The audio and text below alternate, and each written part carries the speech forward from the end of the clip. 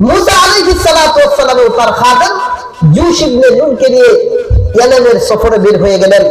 আল্লাহ পাক রব্বুল আলামিন এই সফরের শুরু লগ্ন থেকেই সূরাতুল কাহফের 60 নম্বর আয়াতে আল্লাহ বলেন, وَإِذْ قَالَ مُوسَى لِفَتَاهُ لَا أَبْرَحُ حَتَّى أَبْلُغَ مَجْمَعَ الْبَحْرَيْنِ أَوْ أَمْضِيَ حُقُبًا। আল্লাহ পাক রব্বুল আলামিন বলেন, ও দুনিয়াবাসী স্মরণ করো ওই সময়ের কথা। وَإِذْ قَالَ مُوسَى لِفَتَاهُ, মুসা আলাইহিস সালাতু ওয়াস সালাম যখন তার খাদেম ইউশা ইবনে নুনকে বলেছিল, ও ইউশা ইবনে নুন, লা আবরাহু হাত্তা আবলুগা মাজমাআল বাহরাইন, ও খাদেম ইউশা ইবনে নুন, রে খাদেম, আমি ইয়ামেনের সফরে বের হইয়া যাব, ইয়ামেনের সফর আমরা করব, হাত্তা আবলুগা মাজমাআল বাহরাইন। মহান আল্লাহ একটা দিক নির্দেশনা দিয়েছেন। আমার থেকে বড় জ্ঞানী ব্যক্তি আছে, বড় আলেম, আমার জ্ঞান শিখা বড় দরকার। রে খাদেম, মহান আল্লাহ একটা স্থান বলে দিয়েছেন, দুই সমুদ্রের মিলন স্থলের মধ্যে বাধা অবস্থা যেখানে গিয়ে লুকে যাবে বা চলে যাবে, সেখানে ওই আল্লাহর বান্দা। রে খাদেম, হাত্তা আবলুগাল মাজমাআল বাহরাইন আও আমযিয়া হুকুবা, রে খাদেম, ওই স্থান না পাওয়া পর্যন্ত আমরা সফর করতেই থাকবো। তাকে যদি খুঁজে না পাই, একদিন আর 2 দিন নয়, হুকুবা যুগ যুগ ধরে আমরা সফর করতেই থাকবো। ইমাম বুখারী রাহমাতুল্লাহি আলাইহি এক খুতবার পরিমাণ বলেছেন 80 বছর। কত বছর? মুসা আলাইহিস সালাম তার খাদেম ইউশা ইবনে নুনকে নিয়ে সফরে বের হইলেন। আল্লাহ পাক এরপরেই বলেন, ফালাম্মা বালাগা মাজমা'a বাইনিহিমা নাসিয়া হুতাহুমা ফাত্তাখাযা সাবিলাহু ফিল বাহরি সারাবা। মুসা আলাইহিস সালাতু ওয়াস সালাম তার খাদেম ইউশা ইবনে নুনকে নিয়ে সফর করা শুরু করলেন। ফালাম্মা বালাগা মাজমা'a বাইনিহিমা, 2 সমুদ্রের মিলন স্থল পর্যন্ত যাওয়ার পর মুসা আলাইহিস সালাতু ওয়াস সালাম তার খাদেমকে নিয়ে এক নদীর তীরে একটা পাথরের উপর মাথাটা দিয়ে ঘুমিয়ে গেলেন। মুসা আলাইহিস সালাতু ওয়াস সালাম ঘুমাইলেন, আর খাদেম বসে বসে মাছ পাহারা দেয়। ইউশা ইবনে নুন হঠাৎ করে দেখে বাদা মাছটা বেগের মধ্যে নাড়াচাড়া করে। মুসা আলাইহিস সালাতু ওয়াস সালাম ঘুমাইতেছেন, ইউশা ইবনে নুন হঠাৎ করে দেখেন বাদা মাছটা নদীর দিকে যাইতেছে। বলেন সুবহানাল্লাহ। বাদা মাছ শুধুমাত্র যায় না, এমন ভাবে নদীর ভিতর দিয়ে যাইতেছেন, মাছ দুই দিক দিয়ে যায়, ওই দিক দিয়া সুরঙ্গের মতো বিশাল রাস্তা হইয়া যাইতেছে। খাদেম ইউশা ইবনে নুন চিন্তা করলেন, হুজুর সবেমাত্র ঘুমাইছেন, ডাক দিলে বড় কষ্ট হইব। আমাদের জন্য, তালেবে আলেমদের জন্য এখানে বড় শিক্ষা। উস্তাদদের সাথে আদব কেমন করবা, বা মা বাবার সাথে আদব কেমন করবা। যদি উস্তাদ বা মা বাবা ঘুমায়, তাদেরকে যে কোনো মুহূর্তে ডাক না দেওয়া, তাদেরকে অবস্থা বুঝে ডাক দেওয়া, আদবের সাথে ডাক দেওয়া। ইউশা ইবনে নুন দেখলেন মাছ চলে যাইতেছে, ভাবলেন হুজুর ঘুম থেকে উঠলে তাকে জানাইবো। কিন্তু ঘুম থেকে যখনই উঠলেন, মুসা আলাইহিস সালাতু ওয়াস সালামের মেজাজটা খুব গরম ছিল, জানি না সবাই। হযরতে মুসা ঘুম থেকে উঠে একটা ধমক দিলেন, ইউশাকে একটা ধমক দিয়া বললেন, চলো, বহু দেরি হয়ে গেছে, আমাদের গন্তব্যে যাওয়া লাগবে। খাদেম ইউশা ইবনে নুনকে নিয়ে আবার চলতে থাকলেন। একদিন এক রাত্র সফর করলেন। এবার মুসা আলাইহিস সালাতু ওয়াস সালামের কাছে জিনিসটা বলতে ভুলে গেছে। আল্লাহ এই জিনিসটাই বলেন, নাসিয়া হুতাহুমা, তারা দুইজন মাছের কথা ভুলে গেল। ফাত্তাখাযা সাবিলাহু ফিল বাহরি সারাবা, খাদেম মাছের কথা মুসা আলাইহিস সালাতু ওয়াস সালামের কাছে বলতে ভুলে গেলেন। ফালাম্মা জাওয়াজা, আবার পথ চলতে লাগলেন। একদিন এক রাত্র পর্যন্ত যখন সফর করলেন, মুসা আলাইহিস সালাতু ওয়াস সালাম তার টার্গেটের যেই জায়গা মূল স্থান থেকে তো আর সামনে যাইতেছে গা। মুসা আলাইহিস সালাম তার খাদেমকে ডাক দিয়ে বলেছিলেন, ক্বালা লিফাতাহু আতিনা গাদাআনা লাকাদ লাকিনা মিন সাফারিনা হাযা নাসাবা। মুসা আলাইহিস সালাতু ওয়াস সালাম তার খাদেম ইউশা ইবনে নুন কে বলল, ও খাদেম ইউশ, রে খাদেম, এই সফর এলেমের সফর আমাকে বড় বাক্রান্ত করে দিয়েছে, আমাকে বড় বড় ক্লান্ত হয়ে গেছে। আতিনা গাদা আনা, আমাদের খাবারগুলো নিয়ে আস, বাদা মাছটা নিয়ে আস, আমরা খাবার খাবো। এই সময় ইউশা ইবনে নুনের মনে পড়ছে, যখন বলছে আতিনা গাদা আনা, যে খাবারগুলো নিয়ে আস, তখন এই মনে পড়লো ইউশা ইবনে নুন মাছটা আগে গেছে।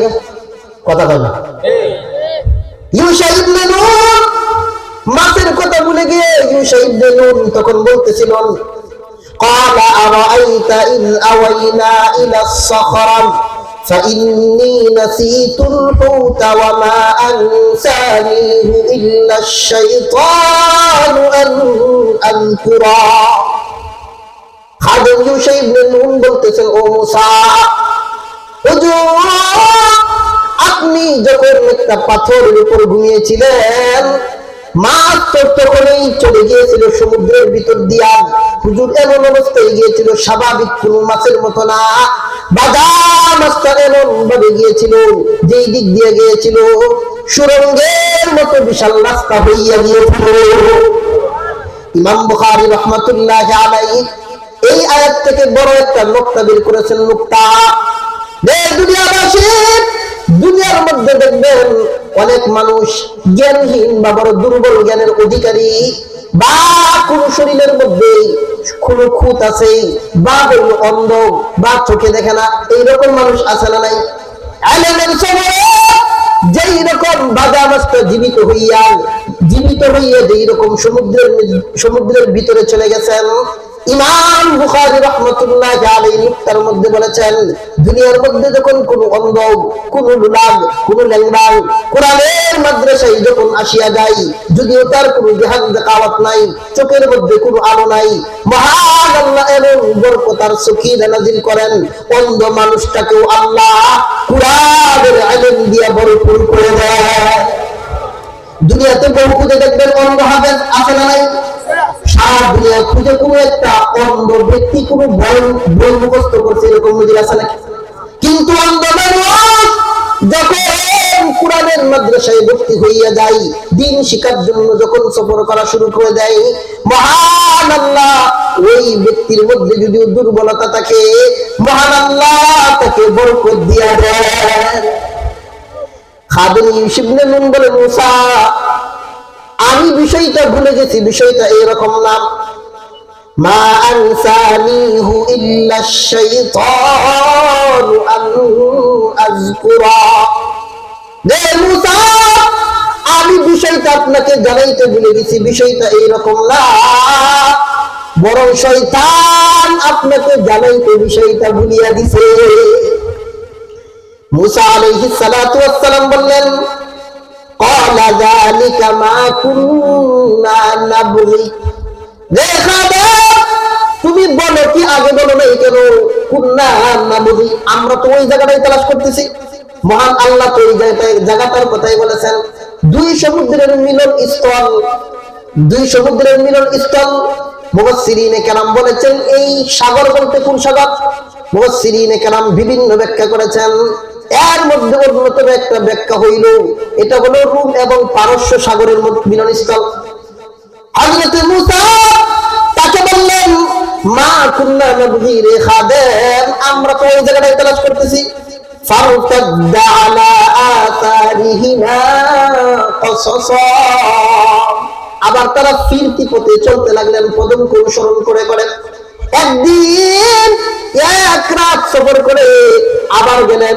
মুসাকে বললেন, এলেমের সফর আমারে বড় কষ্ট ফেলে দিয়েছে, আমাকে বড় ক্লান্ত করে দিয়েছে। এখানে আমাদের জন্য বড় শিক্ষা, যেখানে দ্বীনি শিক্ষা দেখবেন এত আরামায়েশ নাই, কথা বলেন না। দ্বীনি শিক্ষার মধ্যে খুব কম দেখবেন এসি আছে, কথা বলেন, খুব কম আছে দেখবেন ফ্যানের ব্যবস্থা নাই, এসির ব্যবস্থা নাই, লাইটের ব্যবস্থা নাই। এখন তো ডিজিটাল যুগের কিছুটা হয়েছে, কথা বলেন।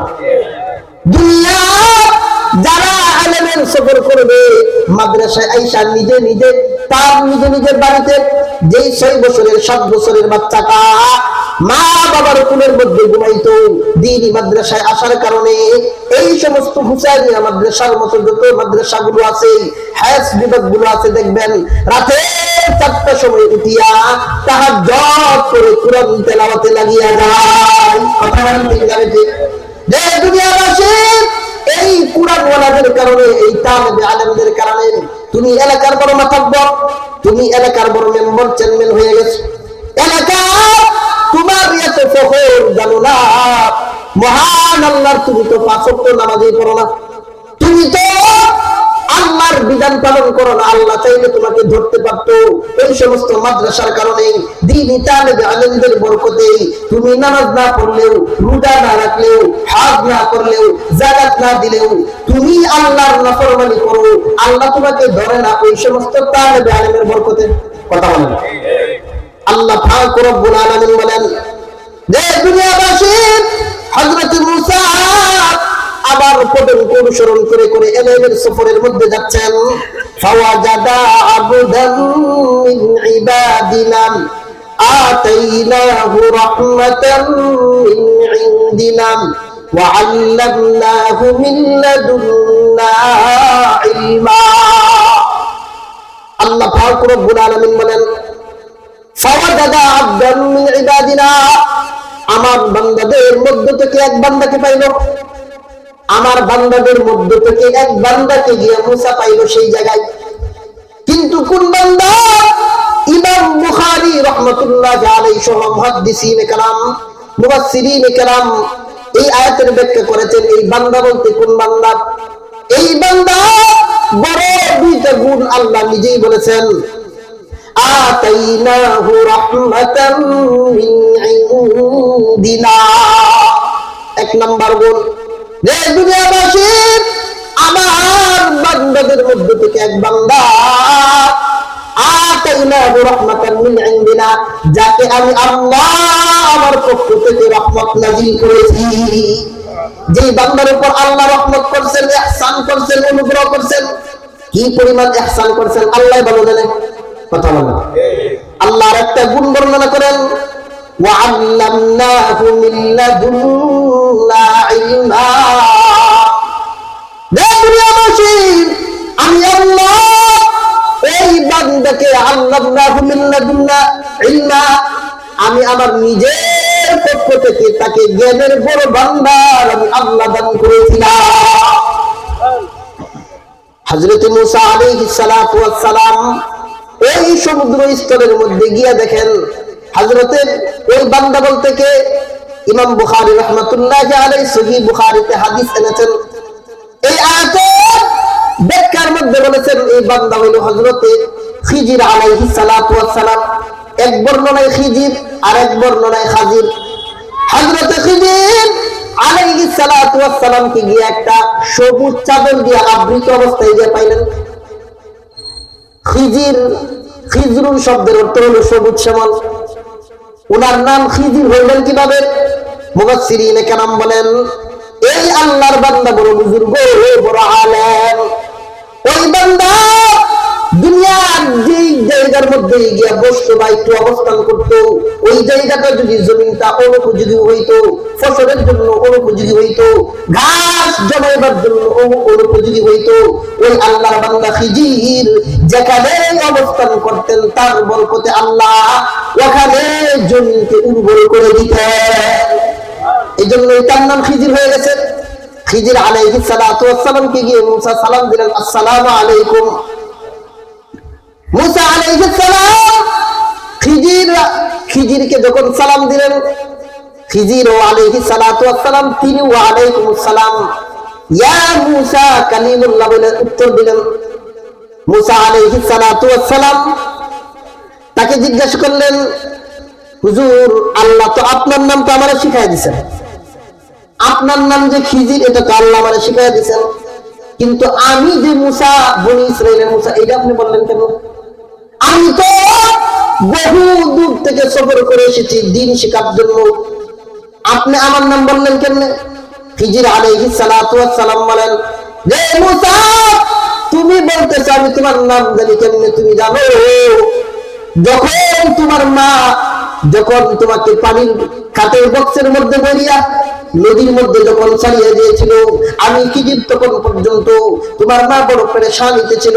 মহান আল্লাহ আমাকে এমন দায়িত্ব দিয়েছিলেন, এই পানির বক্সটা যাতে পানির নিচে ডুবিয়া না যায়, আমি খিজির পাহারা দিয়ে দিয়া দুই হাত দিয়ে উঁচু উঁচু করে করে ফেরাউনের দড়িগাঁও পৌঁছিয়া দিয়েছিলাম। মুসা আলাইহিস সালাতু ওয়াস সালাম তো আশ্চর্য, হাই হাই, আমি বলছিলাম আমি বড় বলি, উনি তো দেখা যায় আমার জন্মের আগে থেকে কি পরিমাণ জ্ঞান। মুসা আলাইহিস সালাম তার কাছে দরখাস্ত করলেন, ক্বালা লাহু মুসা হাল আত্তাবিউকা আলা আন তুআল্লিমানি মিম্মা উল্লিমতা রুশদা। মুসা আলাইহিস সালাতু ওয়াস সালাম বললেন, হুজুর আমি বহু দূর থেকে এসেছি, আল্লাহ আপনাকে যেই জ্ঞান দিয়েছেন, মহান আল্লাহ আপনাকে যেই জ্ঞান দিয়েছেন, কোরআনের জ্ঞান, আপনাকে যেই জ্ঞান দিয়েছেন দ্বীনি জ্ঞান, আল্লাহ প্রদত্ত দিয়ে আলেম দিয়েছেন, আপনার কাছ থেকে কিছু আলেম শিখতে চাই। কিন্তু বলেন দুনিয়ার হাইসিয়তে সবাই কি দারুল উলুম দেওবন্দে চান্স পায় নাকি? সবাই কি কিশোরগঞ্জ জামিয়া মদিনায় চান্স পায় নাকি? সবাই কি ঢাকা লালবাগ চান্স পায় নাকি? সবাই কি হাটাজারি মাদ্রাসায় চান্স পায় নাকি? দারুল উলুম দেওবন্দ ভারতে সবাই চান্স পায় নাকি? কেন পায় না? যোগ্যতার অভাব। কথা বলেন। হযরত মুসা খিজির আলাইহিস সালাতু ওয়াস সালামকে বললেন, হুজুর বহু দূর থেকে এসেছি, আমাকে একটু জ্ঞান শিখার সুযোগ দেন। আমাদের যে সমস্ত প্রতিষ্ঠানগুলো ভালো পড়াশোনা হয়, যে প্রতিষ্ঠানগুলোর নিয়ম কানুন বড় করা, তখন আমরা অনেক সময় বলি যে আপনার ছেলে আমার মাদ্রাসায় থাকতে পারবে না। কথা বলে না, আপনার ছেলে এই প্রতিষ্ঠানে পড়তে পারবে না, কারণ যেই নিয়ম কানুন থাকতে পারবে না, অন্য কোথাও দেখেন। এইরকম কথা আমরা মাদ্রাসা কর্তৃপক্ষকে বলি কি বলি না? বলি। আমাদের অবস্থাটা কি? যে হুজুর রাই খেলেন, খুব কষ্ট করে আছি, ইনশাল্লাহ পারবো, ছেলেও পারবো, আর ছেলেও বলে যে হুজুর পারবো, বলি কি বলি না? বলেন। হযরত মুসা আলাইহিস সালাতু ওয়াস সালাম যখন বললেন দ্বীন শিখার জন্য, এবার খিজির আলাইহিস সালাতু ওয়াস সালাম কি বক্তব্য দিয়েছিলেন আল্লাহ নিজেই বলেন, ক্বালা ইন্নাকা লান তাসতাতিআ মা'ইয়া সাবরা।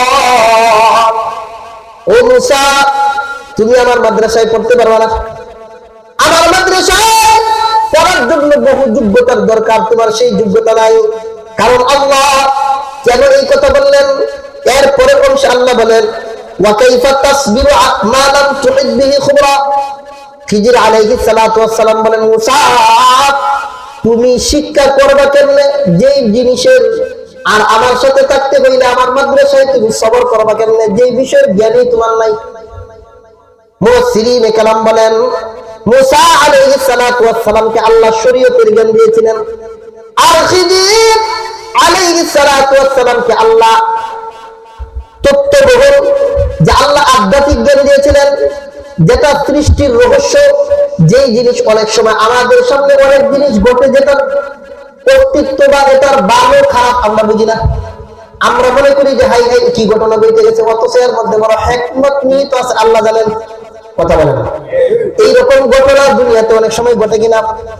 আল্লাহ খিজির আলাইহিস সালাতু ওয়াস সালামকে সৃষ্টির রহস্যের জ্ঞান দিয়েছিলেন। তাই হযরত খিজির বললেন, ওয়া কাইফা তাসবিরু আলা মা লাম তুহিত বিহি খুবরা, যেই বিষয়ের জ্ঞান তোমার নাই ওই বিষয়ে তুমি ইলম শিখবা কেমনে? আমাদের জন্য বড় শিক্ষণীয় বিষয় হইল, মাদ্রাসায় যখন আসবে, মাদ্রাসায় দ্বীন শিক্ষার জন্য আসলে উস্তাদদের সাথে, মুআদ্দিবের সাথে, আদবের সাথে, উস্তাদ যদি নিষেধও করেন বা মাদ্রাসার কানুনের প্রতি পাবন্দী হওয়া, এই যে দ্বীনি মজলিসগুলো আসলাম, এখানেও কিছু আদব আছে না নাই?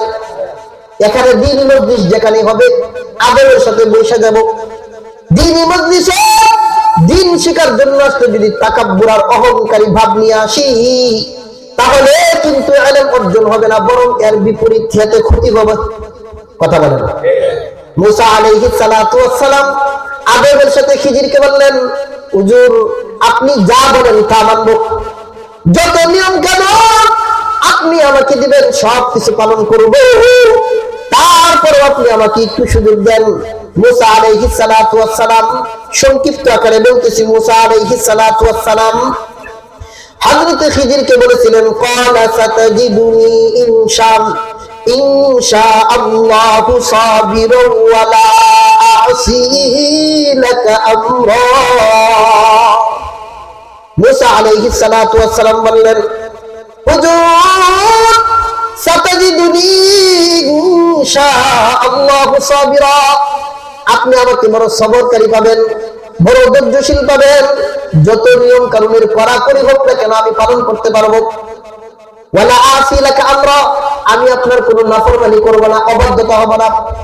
আমাদের জন্য বড় শিক্ষা, আমার ছাত্রকে আমার ছেলেকে যদি উস্তাদ একটু শাসন করে, উল্টা আইন উসারের উস্তাদের বিচার করার লাগে আছে না নাই? উস্তাদ একটু যদি ধমক দেয়, আমি এত পাওয়ার হয়েছি যে হুজুর আমার ছেলেদের পড়াই ঠিক কিন্তু ধমক দিতে পারবেন না, এইরকম গার্জেন আছে না নাই? একটু যদি শাসন করে উস্তাদের বিরুদ্ধে মামলা। হ্যাঁ, আবার শাসনের একটা লিমিট থাকা দরকার, যতটুকু শরীয়ত সিদ্ধ করেছেন অতটুকু শাসন করা যায়। আমাদের দ্বীনি বুঝ না থাকার কারণে উস্তাদের সাথে বেয়াদবি করেন।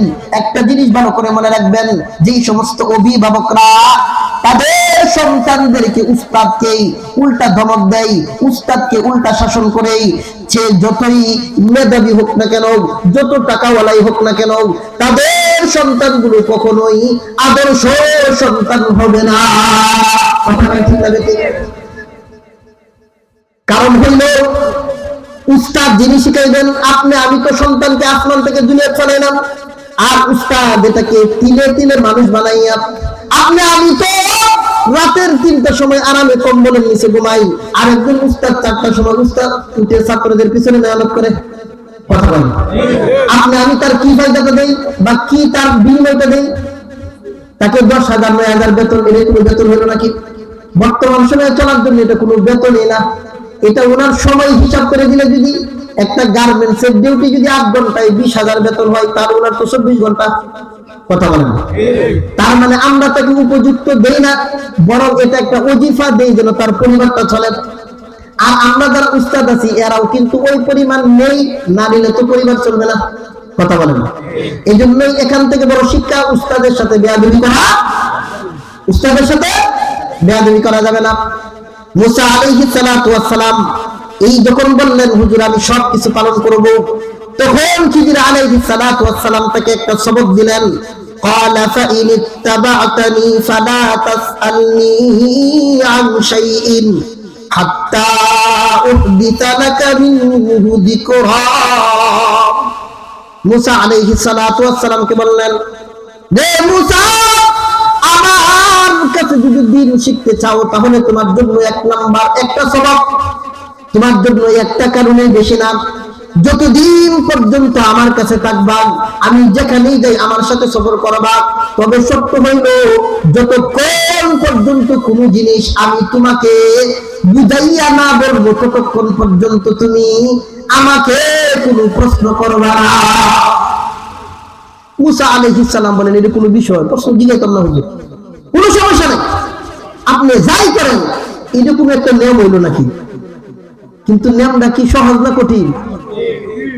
বাহ্যিক ভাবে তো সহজেই মনে হইতেছে, একটু পরে রেজাল্টটা লাগবে। মুসা আলাইহিস সালাম বললেন, হুজুর এটা কোনো বিষয় না, ইনশাআল্লাহ পারবো। এবার খিজির আলাইহিস সালাতু ওয়াস সালাম তাকে নিয়ে সফর করা শুরু করলেন। আল্লাহ বলেন ফানতালাকা, তারা দুইজন সফর করা শুরু করলেন। তাহলে দ্বীনি শিক্ষা কি শুধুমাত্র মাদ্রাসায় পড়াইয়া নাকি হাইটা হাইটাও আছে? কথা বলেন, সফরের মাধ্যমে আছে। দাওয়াত তাবলীগের মেহনত কি হাইটা হাইটা নাকি এক জায়গায় বসা? কথা বলেন, আসেনি? কোরআনে আসেনি? ইলম শিকার সফর যে হাইটা হাইটা। আল্লাহ কয় ফানতালাকা, তারা দুইজন চলল দ্বীন শিক্ষার জন্য। আমাদের জন্য, মুরব্বী মানুষদের জন্য, যারা বৃদ্ধ হয়ে গেছি, বয়স্ক হয়ে গেছি, মাদ্রাসায় শিক্ষাটা আমাদের জন্য লজ্জার বিষয় হয়ে দাঁড়াইছে। বয়স অধিক হওয়ার কারণে কিন্তু দ্বীনি মাসালা কোনো কিছুই জানি না। এজন্য মুরব্বীরা আমাদের জন্য দাওয়াত ও তাবলীগের মেহনত দিয়েছে যে তোমরা চলতে ফিরতে মসজিদ টু মসজিদ, মসজিদ টু মসজিদ যাইবা আর দ্বীন শিখবা। বলেন না সুবহানাল্লাহ। আল্লাহ ফান্তালাকা মুসা আলাইহিস সালাতু ওয়াস সালাম আর খিজির তারা দুইজন সফর করা শুরু করলেন। সফরে যাইতে যাইতে হাত্তা ইদা রাকিবা ফিস সাফিনাতি খারাকাহা قال أخرقتها لتغرق أهلها لقد جئت شيئا إمرا। মুসা আলাইহিস সালাম এবং খিজির আলাইহিস সালাতু ওয়াস সালাম চলতে লাগলেন এলেমের সফরে। দাওয়াত ও তাবলীগের সফর কি এলেমের সফর না পিকনিকের? কথা বলেন। দ্বীন শিখার জন্য কিনা বলেন? টঙ্গীর ময়দানের সফর কি দ্বীন শিখার জন্য কিনা বলেন? চরমার ময়দানের সফর কি দ্বীন শিখার জন্য কিনা বলেন? হযরত মুসা আর খিজির আলাইহিস সালাতু ওয়াস সালাম ইলম শিকার সফরে বের হইলেন। হাত্তা ইযা রাকিবা ফিস সাফিনা যাইতে যাইতে একটা নদী পড়লো। নদী আমরা গুদারা পার হই না? গুদারা পার হওয়ার জন্য যখন নৌকার মধ্যে উঠলেন, নৌকা ভরা মানুষ। হযরত খিজির আলাইহিস সালাতু ওয়াস সালাম তার হাতের মধ্যে ছিল একটা লাঠি। এক বর্ণনায় লাঠি দিয়া এমন একটা আঘাত করলেন যে নদী ছিদ্র হয়ে গেছে নৌকা। আলহামদুলিল্লাহি ওয়া কাফা ওয়া সালামুন আলা ইবাদিহিল্লাযীনা ইসতাফা। আম্মা বা'দ ফাআউযু বিল্লাহি মিনাশ শাইতানির রাজীম। বিসমিল্লাহির রাহমানির রাহিম। وإذ قال موسى لفتاه لا أبرح حتى أبلغ مجمع البحرين أو أمضي حقبا فلما بلغا مجمع بينهما نسيا حوتهما فاتخذ سبيله في البحر سربا فلما جاوزا قال لفتاه آتنا غداءنا لقد لقينا من سفرنا هذا نصبا صدق الله مولانا العظيم وصدق رسوله النبي الكريم ونحن على ذلك من الشاهدين والشاكرين والحمد لله رب العالمين. وقال النبي صلى الله عليه وسلم من سلك طريقا يلتمس فيه علما سهل الله له دخل الجنة أو كما قال النبي عليه الصلاة والسلام. اللهم صل على محمد وعلى آل محمد كما صليت على إبراهيم وعلى آل إبراهيم إنك حميد مجيد. اللهم بارك على محمد وعلى آل محمد كما باركت على إبراهيم وعلى آل إبراهيم إنك حميد مجيد. الحمد لله. কল্লা হুসাইনিয়া মাদ্রাসা ও হাফেজ ছাত্রদের পাগড়ি প্রদান উপলক্ষে 16তম বার্ষিকী তাফসীরুল কোরআন মাহফিলের সম্মানিত সভাপতি সাহেব জাতির মাতার মুকুল হযরত উলামায়ে কেরাম আমার সামনে উপবিষ্ট আল্লাহ পাকের আশিকিন জাকিরিন মুহিব্বিন আওয়াম কলিজার টুকরা যুবক বন্ধুগণ, স্নেহের ছোট ভাই, পর্দার আড়াল থেকে কথা শুনছেন আমার সম্মানিত মা ও বোন, সর্বোপরি রব্বে কারীমের দরবারে কৃতজ্ঞতা আদায় করি যে আল্লাহ পাক রব্বুল আলামিন আপনি আমাকে দীর্ঘ 1 বছর পর এরকম একটি জান্নাতের সামিয়ানা তৈরি করার ব্যবস্থা করে দিয়েছেন। সাথে সাথে আপনি আমাকে দ্বীনি মজলিসে, গুনাহ মাফের মজলিসে আসার বসার, দ্বীনি কিছু বিষয়ে মুযাকারা করার সুযোগ করে দিয়েছেন। সেই রবের দরবারে মুসলমান হিসাবে ঈমানি আওয়াজকে উঁচু করে প্রত্যেকেই দিল থেকে কালিমাতুশ শুকর আদায় করি আলহামদুলিল্লাহ। আজকে এই এলাকাবাসী, মাদ্রাসা কর্তৃপক্ষ আমাদের জন্য এরকম একটা জান্নাতের সামিয়ানা, এরকম একটা দ্বীনি মজলিস কায়েম করাতে আমরা সকলে খুশি না বেজার? তাহলে আবার শুকরিয়া আদায় করি আলহামদুলিল্লাহ। আমি আপনাদের সামনে সূরাতুল কাহাফের 60 নম্বর আয়াতে কারিমাত থেকে কয়েকখানা আয়াত তিলাওয়াত করেছি। নবীজি সাল্লাল্লাহু আলাইহি ওয়াসাল্লামের অসংখ্য অগণিত হাদিসের পাঠ থেকে ছোট্ট একটি হাদিসের টুকরা পাঠ করেছি। তিলাওয়াতকৃত আয়াত এবং হাদিসকে সামনে নিয়ে কোরআন এবং হাদিস মিশ্রিত কিছু সবক আমাদের দৈনন্দিন জীবনে গ্রহণ করার প্রয়াস চালাবো। আল্লাহ যাতে আমি ইখলাসের সাথে আলোচনা করতে পারি এবং আমাদের প্রত্যেককে আমলের নিয়তে শোনার তৌফিক দান করুক, সবাই বলি আমিন। ভূমিকা লম্বা চালাই সরাসরি আয়াত এবং হাদিসের কে সামনে নিয়ে সরাসরি আলোচনায় ঢুকে যাব। যেহেতু পরবর্তী আলোচক বৃন্দ উপস্থিত আছেন, প্রধান অতিথি সাহেবও রাস্তায় আছেন, নির্ধারিত সময়ে চলে আসবে ইনশাআল্লাহ। আল্লাহ পাক রব্বুল আলামিন এই ক্ষণস্থায়ী জিন্দেগিতে আমাদেরকে পাঠিয়েছেন। এই ক্ষণস্থায়ী জিন্দেগিতে কেউ থাকতে পারবে না। থাকতে পারবে নাকি? আমাদের পূর্ববর্তীগণ অনেকের বাবা, দাদা, পরদাদা চলে গেছে। আমরা যেই প্রজন্ম আছি আমাদেরও চলে যেতে হবে। এই যে দ্বীনি প্রতিষ্ঠানগুলো বিভিন্ন গ্রামে, একই গ্রামে বিভিন্ন প্রতিষ্ঠান, হেফজ বিভাগ, নাজারা বিভাগ, কিতাব বিভাগ, এই যে দ্বীন শিক্ষা, এটা কার হুকুম? আল্লাহ তাআলা। কিন্তু এই যে আমরা আজকে দ্বীনি কিছু বিষয়ে মুযাকারা করার জন্য মাহফিলে আসা, আপনারা যারা আজকের শ্রোতা তারাও যেমন আমরা যারা আলোচক বৃন্দ আছি এরা কিন্তু মাহফিল ছাড়া একই রকম। দ্বীনি বিষয়ে অনেক জিনিস আমাদের জানা আছে, তারপরও মাহফিল করতে হয় কেন? যে আমরা দুনিয়ার লোভ লালসায় মত্ত হয়ে আমাদের ক্ষণস্থায়ী এই জিন্দেগির লোভ না সামলাইতে পেরে আমরা আমাদের স্থায়ী আখিরাতকে ভুলে যাই।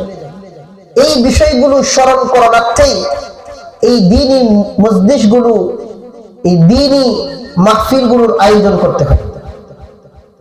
আমরা এই যে মাদ্রাসা, হুসাইনিয়া মাদ্রাসার হাফেজ ছাত্রদের পাগড়ি প্রদান করেছেন, আমরা যে আসছি দ্বীন শিখার জন্য, দ্বীনি কিছু মাসলা মাসাইল জানার জন্য, কিন্তু আমাদের অবস্থাটা অনেক সময় এরকম হইয়া যায়, নিজে কোনো মাসালা, কিছু মাসালা শিখার দ্বারা, আলেম হওয়ার দ্বারা, হাফেজ হওয়ার দ্বারা, মুফতি হওয়ার দ্বারা, মুহাদ্দিস হওয়ার দ্বারা, এলাকার তিন চিল্লার সাথী হওয়ার দ্বারা, সালের সাথী হওয়ার দ্বারা দ্বীনি অনেক বিষয় জানার পরে নিজের মধ্যে তাকাব্বুর আর অহংকার চলে আসে। এই রকম অবস্থা হয় কি হয় না? বলে হয়। তো আমি যে আয়াতে কারিমা তিলাওয়াত করেছি, আমাদের এই যে মাদ্রাসার শিক্ষা, এই শিক্ষাটা কোত্থেকে আসছে, কিভাবে আসছে? কুরআনুল কারীমের বিভিন্ন আয়াতে মাদ্রাসা শিক্ষার আলোচনা করেছে। আমরা এই যে আজকে সফর করে বাড়ির থেকে আমরা এক একজনের গন্তব্যস্থান এক এক জায়গায়, এক এক মহল্লা বা গ্রাম থেকে আসছি। আমরা এই যে সফর করে আসলাম, কারো গন্তব্যস্থান অল্প জায়গা, কারো বেশি। আমরা মূলত তো দ্বীন শিক্ষার জন্য আসছি, কথা বল ঠিক না ঠিক? দ্বীন শিক্ষার জন্য। তো ওই দ্বীন শিক্ষার একটা শিক্ষা সফর, আমরাও যে দ্বীন শিখতে আসছি, আল্লাহ উনার একজন পয়গম্বরকেও দ্বীন শিক্ষার জন্য সফরে পাঠিয়েছিলেন এবং ওখান থেকে অনেক জ্ঞান অর্জন করেছিলেন। আমরাও যেভাবে জ্ঞান অর্জন করতে এসেছি, এই হুসাইনিয়া মাদ্রাসা সহ যত মাদ্রাসাগুলো আছে এগুলোর থেকে দিন শিক্ষার কেন্দ্রবিন্দু, ওই দিন শিক্ষার ক্ষেত্রে কিছু মূলনীতি আল্লাহ ওই সূরাতুল কাহফের ৬০ নম্বর আয়াত থেকে ৮০ নম্বর আয়াত পর্যন্ত একটা ইতিহাস আলোচনা করেছে। কুরআনুল কারীম তো এমন একটা গ্রন্থ, মানব জাতির প্রতিটা অধ্যায়ের প্রতিটা বিষয়ের আলোচনা কুরআনুল কারীমের মধ্যে আছে। তো আমরা এই যে সফরে আসলাম দিন শিক্ষার জন্য, বা মাদ্রাসায় তালেবে ইলম ভাইয়েরা আসেন, এই আসার ক্ষেত্রে, যাওয়ার ক্ষেত্রে, দিন শিক্ষার ক্ষেত্রে কিছু মূলনীতি, কিছু আদব আখলাক আছে। এইগুলো কুরআনুল কারীমের এই ইতিহাস থেকে মুফাসসিরিনে কেরাম নুকতা বের করেছেন, সবক বের করেছেন আমাদের জন্য। তিলাওয়াতকৃত আয়াতকে সামনে নিয়ে ওই নুকতা বা সবকগুলো আমরা গ্রহণ করার চেষ্টা করব। আল্লাহ তৌফিক দান করুক, সবাই বলি আমিন। হযরত মূসা আলাইহিস সালাতু ওয়াস সালাম এইরকম একটা মাহফিলের মধ্যে আলোচনা করতেছেন।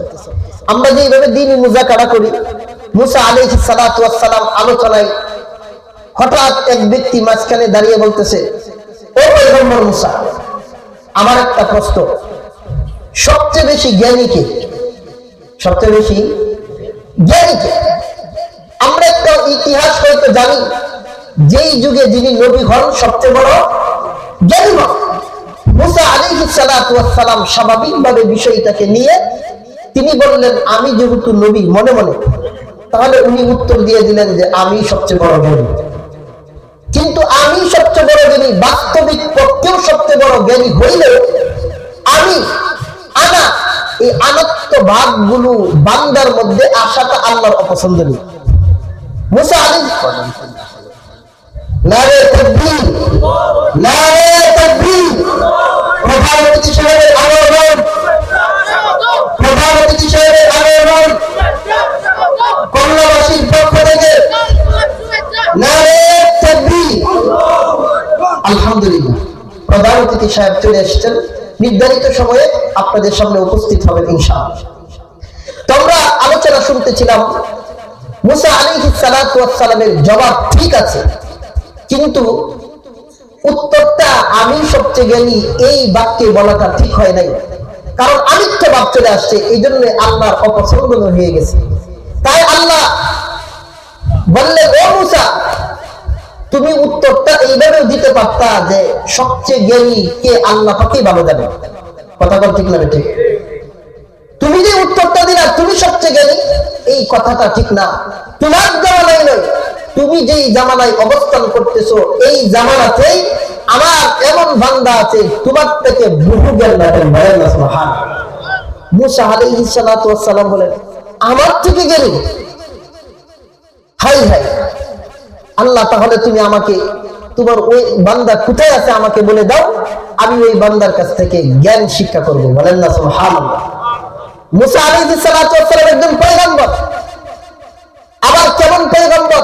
নবী আলাইহিস সালাতু ওয়াস সালামের মধ্যে অন্যতম পয়গম্বর যিনি সরাসরি আল্লাহর সাথে কথা বলতেন। বলেন না সুবহানাল্লাহ। আমাদের নবী পর্যন্ত দুনিয়া থেকে সরাসরি আল্লাহর সাথে কথা বলেন, জিবরাইলের মাধ্যমে কথা বলেছেন। আর মূসা কালিমুল্লাহ এমন একজন নবী সরাসরি আল্লাহর সাথে কথা বলতেন। বলেন না সুবহানাল্লাহ। নবী হওয়ার পর বলতেছেন, আমি ওই আলেমের কাছে ইলম শিক্ষা করব। আর আমাদের অবস্থাটা হয়ে গেছে, যদি আমরা কয়েকটা সূরা শিখে ফেলাই, কয়েকটা মাসালা জেনে ফেলাই, 3 দিন বা চিল্লা লাগায় ফেলাই, তখন আলেমকে আর গণার টাইম নাই। কথা বল ঠিক না ঠিক? এরকম মানুষ আছে নাই? মূসা আলাইহিস সালাতু ওয়াস সালাম বললেন, আল্লাহ আমি জ্ঞান শিক্ষা করব, আপনি আমাকে কোথায় যাব, ওই বান্দাকে কোথায় পাবো আপনি বলে দিন। আল্লাহ একটা দিক নির্দেশনা দিলেন, মূসা একটা মাছ ভাজি করো। আমি তোমাকে, তুমি নিজের মধ্যে যে আমিত্ব ভাব আসছে, আমি সবচেয়ে বড় জ্ঞানী, এই জিনিসটা তোমাকে বাস্তব অবলোকন করাইয়া বুঝাইয়া দিব যে তুমি বলতে কিছু নাই, বরের উপরে বড় আছে। মূসা আলাইহিস সালাতু ওয়াস সালামকে আদেশ করলেন যে একটা মাছ ভাজি করো, ভাজি করে মাছটা থলে বা বেগে করে নিয়ে যাও। এই ভাজা মাছটা যেখানে গিয়ে নিখোঁজ হয়ে যাবে, বেগ থেকে বের হয়ে চলে যাবে, ওই জায়গায় আমার বান্দা আছে। বলেন না সুবহানাল্লাহ। বাদা মাছ আবার জীবিত হইতে আমরা দেখছি নাকি, কিন্তু আল্লাহ করাইলে পারেন কিনা?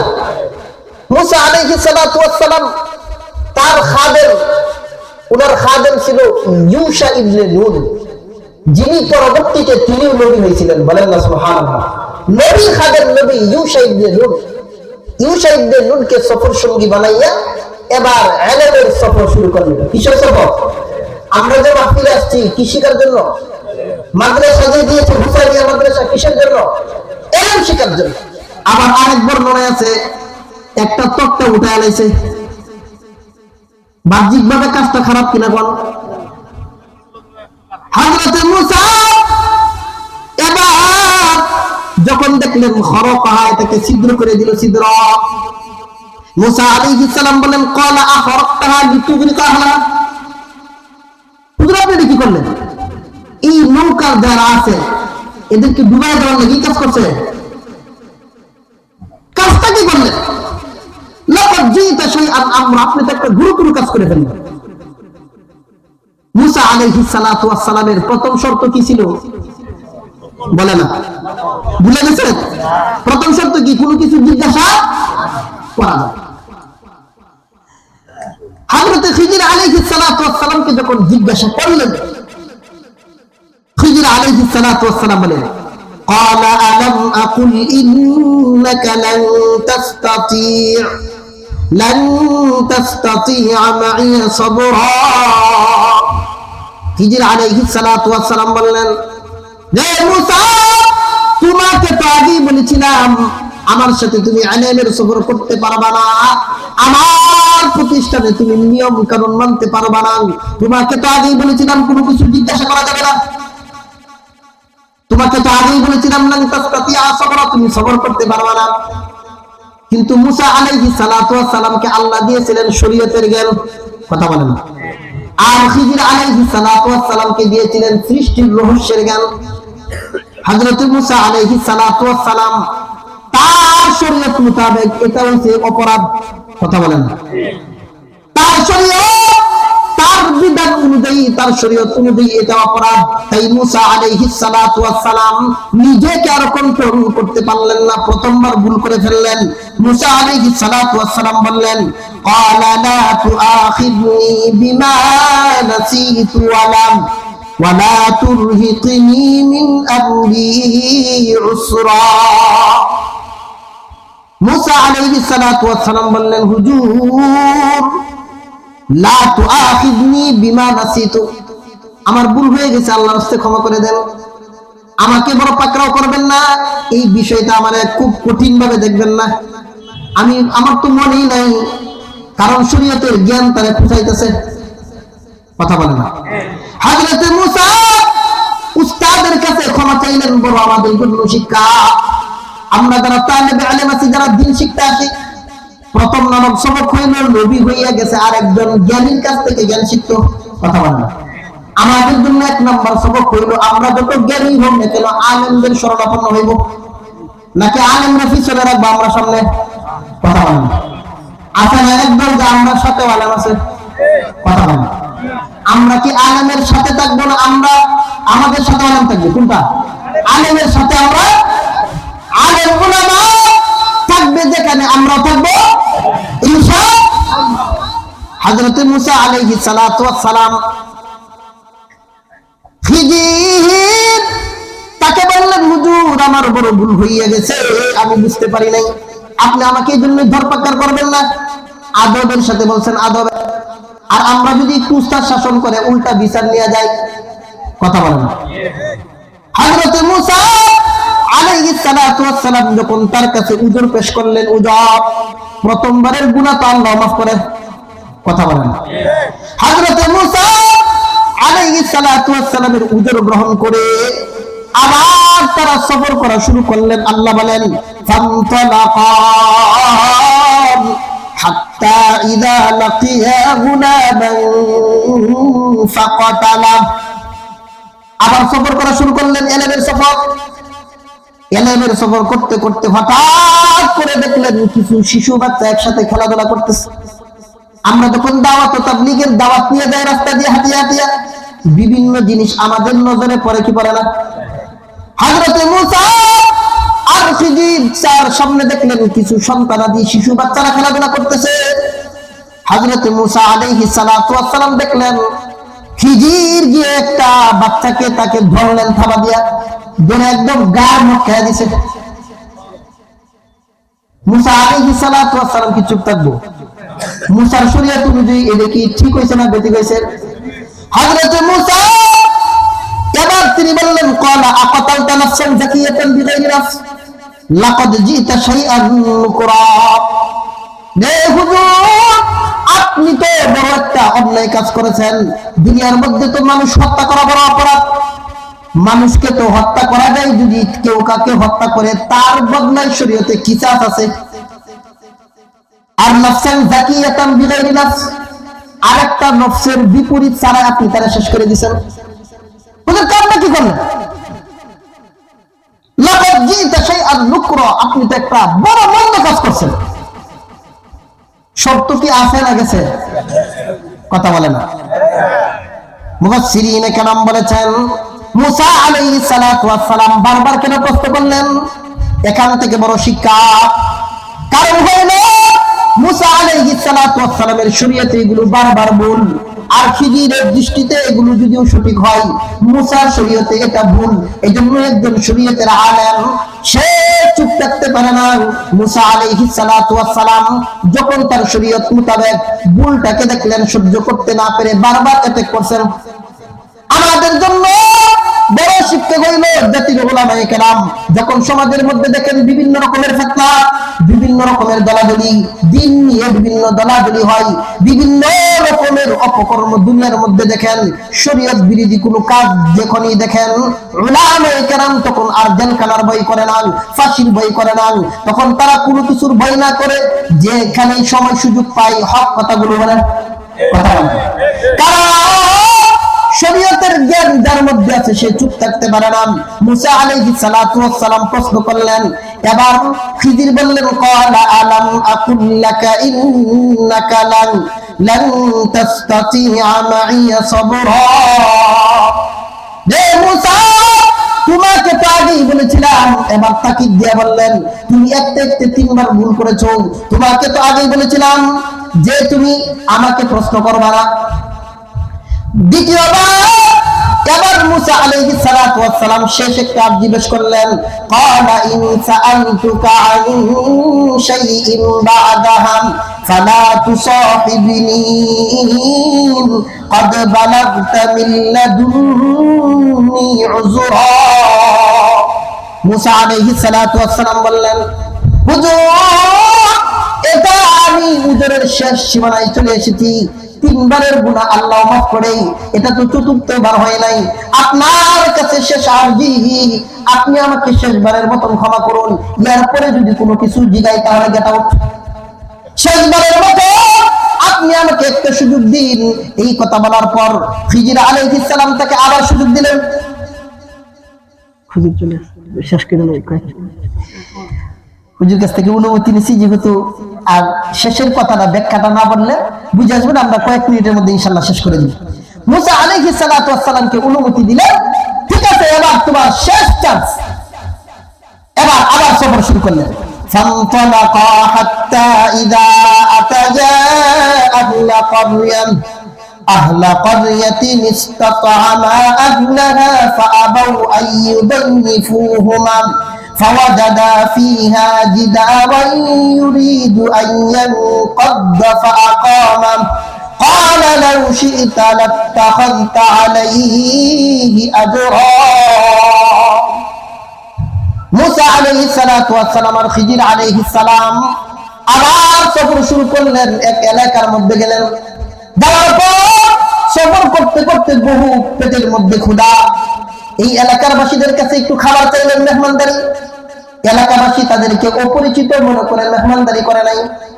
আমাদের সময় অনেক সময় এরকম হয় কিনা, অপরিচিত মানুষ আয়সা করে 2 না বাদ দিবেন, 10টা টাকা দিবেন কিছু খাবো, আমার অনেক সময় তাড়িয়ে দেই। না না, এখান থেকে মুফাসসিরিনে কেরাম আমাদের জন্য সবক দিয়েছেন, অপরিচিত মানুষ যখন, ক্ষুধার্ত মানুষ যখন তোমার দ্বারে আসবে, ও টাকাওয়ালা, তুমি টাকা আছে বিদায় তোমার কাছে আসতে, কথা বলেন। মহান আল্লাহ যদি চাইতেন তার মতো ক্ষুধার্ত বানায় তোমারও আরেকজনের কাছে পাঠাইতে। এই জন্য কোন ক্ষুধার্ত আসলে তাকে খাবার খাওয়ানো, এলাকাবাসী তাকে খাবার দিতে অস্বীকার করলেন। ক্ষুধার্ত অবস্থায় মুসা খিজির আলাইহিস সালাতু ওয়াস সালাম সামনে চলতে লাগলেন। হঠাৎ করে গিয়ে দেখলেন একটা দেয়াল, এই দেয়ালটা পড়ে যাওয়ার উপক্রম পড়ে নাই। হযরত খিজির তিনি তো বড় শক্তিশালী, আল্লাহর বড় বুজুর্গ, দেয়ালটাকে দইরা একা একা উঠাইয়া দিছে। এবার মুসার তো মাথা গরম, হুজুর এমনি দিছে না খাবার, পেটের মধ্যে বহু ক্ষুধা, আপনি যে কাজটা করে দিচ্ছেন কমপক্ষে তো এর বিনিময় নিলে তো পেটটা ঠান্ডা হতো।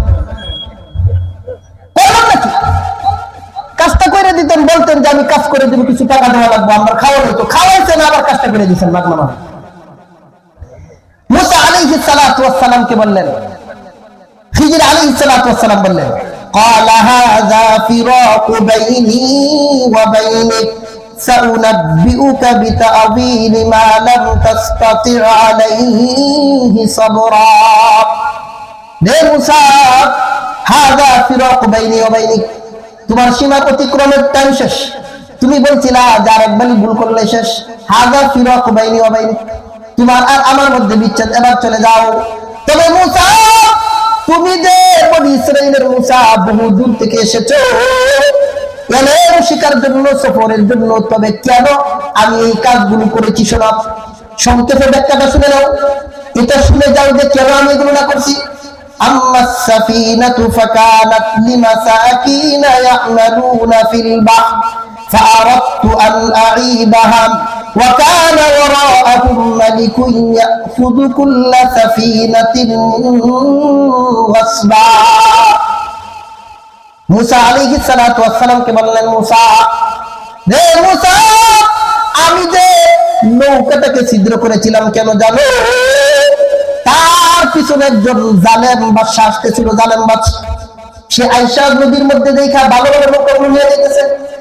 আল্লাহ প্রদত্ত আমি ইলহাম পাইয়া এই নৌকাটাকে ত্রুটিযুক্ত করে দিছি, ত্রুটিযুক্ত। কারণ এই নৌকার মাঝি মুফাসসিরিন কেরাম বলেন তারা ছিল 10 ভাই। এই 10 ভাইয়ের মধ্যে তারা এই নৌকার মাধ্যমে সংসার চালাইতো। তাই আমি এই নৌকাটাকে ছিদ্র করে দিলাম যাতে এই জালেম বাদশা আয়েশা দেখে ত্রুটিযুক্ত নৌকা যাতে না নেই। কারণ এই মাঝি পরে নৌকাটা একটু তালি দিয়ে ঠিক করলে তাদের সংসার চলবো। মুসা কই এবার তো কামটা ভালোই আছে, চিন্তা হয় যে মুসা 2 নম্বর হলো আম্মাল গুলাম ফাকান আবাওয়াহু মুমিনাইনি ফাখাশিনা আইয়ুরহিকুহুমা তুগয়ানা ওয়া কুফরা। যে মুসা যেই গোলামটাকে আমি হত্যা করেছি জানো, আল্লাহ সৃষ্টির রহস্য সম্পর্কে তোমাকে জ্ঞান দেয় নাই। মহান আল্লাহ আমাকে ইলহামের মাধ্যমে জানিয়ে দিয়েছেন এই যে শিশু সন্তানটা যখন সে বড় হইবে তখন তার মা বাবার অবাধ্য হইবে, কুফরি করবে। কুফরি করার কারণে আল্লাহ আমাকে জানিয়ে দিয়েছেন আমি তাকে হত্যা করে ফেললাম। আর আমি ইচ্ছা করলাম আল্লাহ তাকে এর থেকে উত্তম একজন সন্তান মা বাবাকে হাদিয়া দিবেন। বলেন না সুবহানাল্লাহ। মুসা আলাইহিস সালাম এইটাও তো কামনা ভালো আছেন, কেন লাগে জিজ্ঞাসা। মুসা আলাইহিস সালাতু ওয়াস সালাম কে বললেন, মুসা ওয়াম্মাল জিদার ফাকানা লিগুলামাইনি ইয়াতীমাইন ফিল মাদিনা ওয়া কানা তাহতাহু কানজুল লাহুমা ওয়া কানা আবুহুমা সালিহা। রে মুসা আর এই যে দেয়ালটা দেখতেছো, দেয়াল শহরের এই দেয়ালটা 2 জন এতিম সন্তান, তাদের মা বাবা বড় নেককার ছিল, নেককার মা বাবা বড় আদর্শওয়ালা ছিল, নেককার ছিল। ওই মা বাবা মারা গেছেন, এতিম সন্তানের গচ্ছিত রেখেছে, এই দেয়ালের নিচে সম্পদ গচ্ছিত রেখেছে। তারা এতিম অবস্থায় আছে, দেয়ালটা যদি পড়ে যায় এলাকার বড় লাঘব বড় আছে, কথা বলেন। তারা আয়েশা ইতিমের মালগুলো বক্ষণ করে নিয়ে যাবে, ইতিমগুলো অসহায় হয়ে যাবে। আল্লাহ প্রদত্ত ইলম পাইয়া দেয়ালটাকে ঠিক করে দিয়ে আমি নেককার বাবার সন্তানের সম্পদের হেফাজত করলাম। বলেন না সুবহানাল্লাহ। আমাদের সমাজে অনেক সময় এই রকম অনেক ঘটনা ঘটে, যেই ঘটনা ইতিবৃত্ত বা শুরু বা শেষ কেন আল্লাহ ঘটাইছেন আমাদের বুঝে আসে না। বুঝতে হবে আল্লাহ যা করেন, আল্লাহ প্রদত্ত যত কিছু হয় সব কিছু করনেওয়ালা জাতকে আল্লাহ তাআলার পক্ষ থেকে আসে। আমরা যে বিষয়টা আলোচনা করতেছিলাম মোটামুটি ভাবে হুজুর যেহেতু চলে আসছে